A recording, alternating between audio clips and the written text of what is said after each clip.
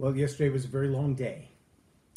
I left the house yesterday morning around 7:30 or 8 o'clock and drove to Austin to work with a coaching client. And we knew it was going to be a long coaching session because we had only had one previous, and the intent was to basically cram 3 months worth of coaching into a 2.5 week period of time because she's delivering her very first keynote speech next week to the I School, or the Information Services School at University of Texas, for a lot of foreign students in IT who are working on master's and doctorate degrees.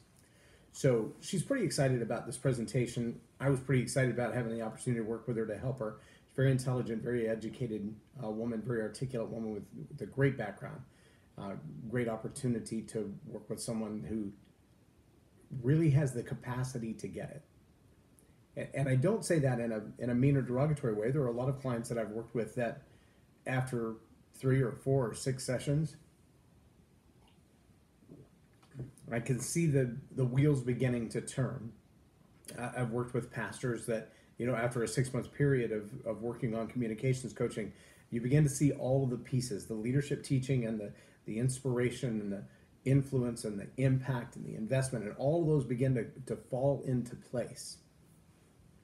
But as my client had her aha moment yesterday, it was after we'd spent a little over 6.5 hours together.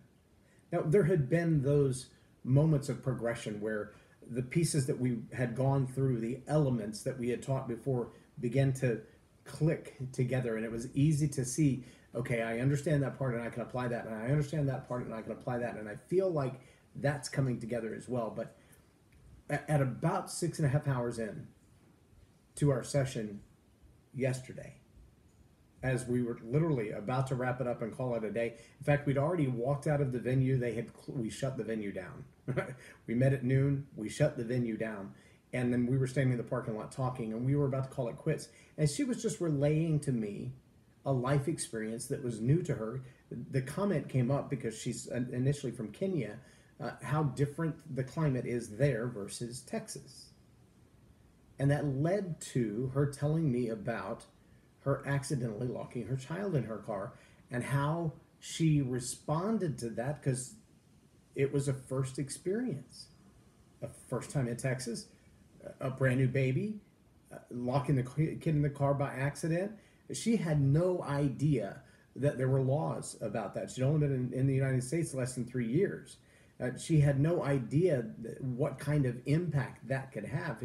She had no idea how to respond to that, or who she could call for help. And as she told me that story, I could begin to see aha all over her face. And it wasn't just, hey, I'm telling this story following the template that you've been telling me, fitting it all together into the snowball the way that you've been teaching me, and the dramatic aspects of it, and the timeline aspects of it, and how all the pieces. She said, I just feel like my natural reaction to relaying a story has become what you've been teaching me. And then she stopped and she said, now, if I could just also make that the teachable moment for whatever needs to be taught in front of me. And we just kind of looked at each other like, now she's beginning to get how every element, every incident, every event in life can become the teachable moment in and of itself, but it can also be an illustration to another event or another teaching that needs to have a moment. And so as she began to unpack that moment, and little ideas like, it's one thing to panic in an event like that, but to ask for help is more than knowing that you need to ask for help because I didn't know what I didn't know. But it's also the courage to get out of my own way, to get out of my own box, and ask someone who might be an absolute stranger for their help in my crisis. It's also the next thing to be able to delegate my momentary authority to some absolute stranger to take action that I didn't know to take or didn't know how to take. And so from that one little story evolves the entire process of teaching and learning a leadership skill, teaching and learning a delegation, an attribute of good management. And all of that was kind of the culmination. It was a wow moment for me to see her go from where we started with, I have this outline and I need to plug in the outline and I need to know how to make my PowerPoint slides and I need to know what a good intro is and how to create transitions, to the outlining effect of taking all the stories that she'd written and marking out basically all the fluff that existed before the stuff we wanted to use in the story. And as she began to relay story after story to me, and you could see the wheels turn, she had to go back to her car and dig out her journal and start writing down some of the elements of the story using the template that we had created for her. Knowing where to fill in the blanks and what part of this revelation, what part of this event, where do you put the emotions and what are connecting words and where do you tie those together with the avatar window and what is an avatar window and why do I care about how different the audience is for this story versus that story. All of those elements began to fall into place for her, and they were beginning to become, after close to 12 hours together, beginning to come second nature to her. They were beginning to become a tool in her toolbox. Now, there's still some crafting of the final speech that we'll be doing online and by phone. Now that we've got most of the teaching out of the way, we will have her speech pristine before she takes the platform. But there were some big breakthroughs yesterday. At one point, she said, I feel like I can just throw away the script. I don't think I need the script. I need the recall points. I need to know what to point to in my own mind to know which story I'm going to tell and how I'm going to transition from one to the other. But I think once I have that, I don't need these 16 pages of script anymore. That was a huge breakthrough, because when you can get away from the script and know what it is that you want to say and how it relates to the next point and what your connectors are from your main points to your subpoints to your next main point, those relationships, when they exist in your mind and you own them emotionally, they replace a lot of things that make most people nervous when they present. To see her demonstrate the mastery was a huge wow for me. It was an aha moment for her, but it was a wow for me. It was the opportunity to see someone grab hold of what I've been teaching them and be able to just see it go into action. I've coached a lot of different people from a lot of different aspects, and I don't always get to see the fruit in action. I wish I wasn't already committed on the 10th. I would drive back to Austin on my own dime just to go see her presentation, because I think it's going to be off the charts good. I know she's going to record it, at least on audio. I don't know if they'll allow her to record video or not, but I'm really looking forward to hearing the final outcome of that presentation. She's got a lot of rich history to wrap into this presentation and some very high level expectations on the side of the school. Things that they've told her, we want you to specifically cover this. And some of those things are very, very technical. One of the things we learned in the Dale Carnegie program is the Lions outfit template to make sure that what you transfer in information is easily understood, especially when it's highly technical. We didn't apply that to this speech because we're using a different methodology, but I think her ability to take those very intricate high-level demands and wrap a story around the answer to that question is going to demonstrate a level of expertise like no one there has ever seen before. And I really look forward to seeing her shine that way. I think there's a lot of opportunity ahead of her because of her expertise, because of her background, because of her abilities, because she has a whole lot of other advantages. And I think mastering this speaking skill is going to be a big deal. I don't get to see that with everybody. A lot of my clients, they take what they learn and they move on down the road to something else, or they'll take that learning from a workshop and they kind of leave the workshop and I know they've got the manual and I know they've heard all the same stuff, but I haven't gotten to see many of them demonstrate mastery of the things that I've taught. It's pretty powerful um, to be able to see people put that together. So let me ask you this: as a leader, whether you're a coach or a leader of a team, and it may be a team of 5 or 6, think maybe an upwards basketball team or an upwards football team, and you're teaching them a new skill set, what's the greatest reward? Is it when the team wins? Is it when people on the team see the mastery of the new skill set or the new idea or the new opportunity kind of gel into place and begin to click the way that it's supposed to?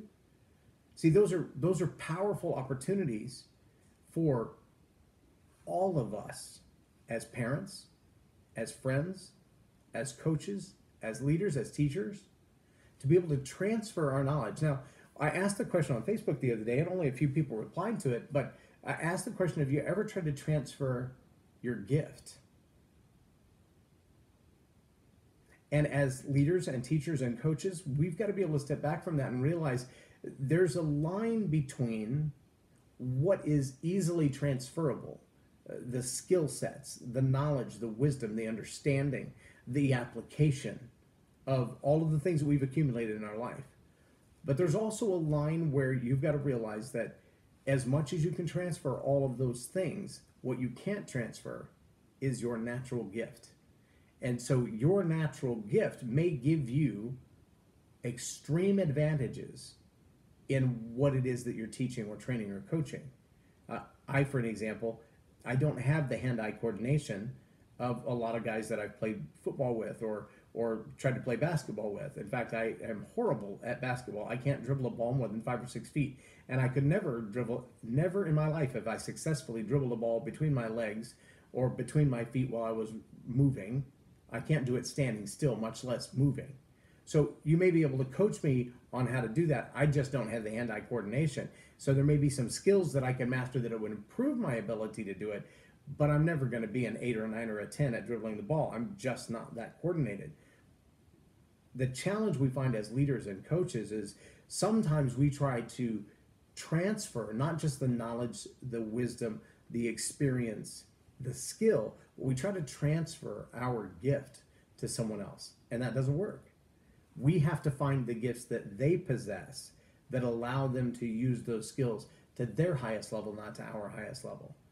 And I have to be able to distinguish, and you will as well as a leader, a coach, a parent, you've got to be able to distinguish what is the skill set and what is your gift. If you haven't identified your gift in what you do and teach and lead and model for others to follow after, you may be setting expectations that are absolutely unachievable. One of the gifts that I have in communication is the ability to hear just about anything and be able to, and it's in my strengths finders, it's called connectedness, to be able to pull together what seem to be completely divergent ideas and smash them together and come up with, in literally seconds, come up with an analogy or an illustration from those two divergent ideas that allows it to be explained on a whole new level. As I was talking to my client yesterday, again, her background is in information services. She has a master's degree in that. And so when I use the word schematic to her, she knows what a schematic is. And I said, a lot of people who transfer knowledge and they transfer teaching, they transfer information for the purpose of gaining and growing your skills. They work in the idea of the project overview. And so they go from point 1 to point 2 to point 3. They talk about the scope of things. They even talk about how that will apply to you, et cetera, et cetera. I said, but there's also another level of that teaching that goes deep into the schematics. And it's one thing to know what the project overview looks like, that this belongs to that person and this belongs to that person. It's another thing to know that when this person gets their work, they've got to change the voltage output, which means they're going to have to replace that capacitor, that transistor, and that resistor within the flow, because that's where the voltage moves from the power supply to the actual module. And if that voltage isn't right, then the current isn't right. And if the current isn't right, the triggers don't work right. And so the responses to the information are not there. And she said, yeah, that's pretty critical. I said, but imagine what happens when all of your teaching and leading is over here in the project overview, and you never really get into the weeds of that. Many people don't see what the problem is at that next level because they've always only been taught here. Many leaders and coaches stop here because it's so hard to transfer the next level of information. It's much more complicated, and they think, well, I'll leave that to somebody else. I'll wait till they get into the project and ask the question before I try to teach it. A lot of times in communication and storytelling, I teach at that level or the next level where we start talking about how do you determine if the transistor, the resistor, the capacitor is bad. Because that's what breaks down a great speech outline, is when that story hurts someone's feelings. And your story may be great in your illustration and you may be able to tell it great, but if it hurts someone's feelings, is it effective in your overall presentation? And so we really kind of get deep in the weeds. The gift to be able to draw that analogy through, if I were to say to her, now you do the same thing, I have to understand that I have a gift at that level doing those things in a way that to me comes natural. And some of it's teachable and some of it's not. For me to hold her to that standard, to hold any of my coaching clients to that standard, it is impossible because I'm setting them up to fail, expecting them to do what comes naturally to me, but doesn't come naturally to everyone. As a leader, as a coach, if you felt like I was a failure as a client or you were a failure as a coach because I would walk out unable to dribble a basketball between my feet because I just don't have the coordination for it, I don't have the natural athletic gift to dribble a basketball like that. And it's not about coaching and it's not about training. It's about, am I that agile? I'm also not built to be a ballerina. I barely balance myself in my 1,100-pound motorcycle, much less me on my tippy toes spinning around in a circle. The idea of judging your coaching, your teaching, your leading on your ability to transfer your gifts to someone else is setting yourself up for failure.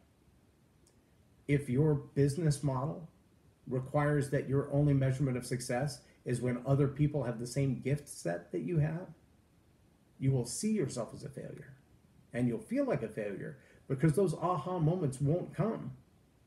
It won't happen that they'll miraculously be able to dribble the basketball between their legs or hit that three-pointer 15 times in a row or 98 free throws in a row.